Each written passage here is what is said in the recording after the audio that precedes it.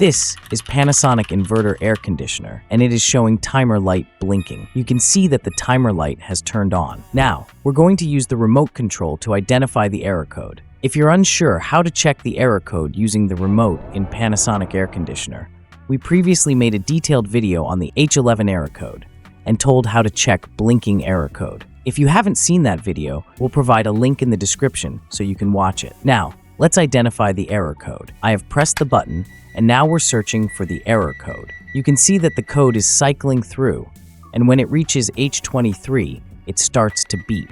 This indicates that the pipe coil thermistor or heat exchanger thermistor is faulty. To resolve this, you'll need to replace the heat exchanger thermistor.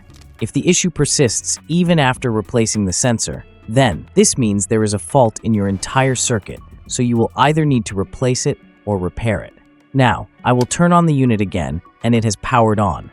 The timer light has started blinking again. Now, as you can see, the timer light has turned on, so we'll check the error code to find out which error is present. The timer light has started blinking, so we'll check it using the remote. I've pressed the remote, and now we'll determine the error code by pressing the buttons on the remote.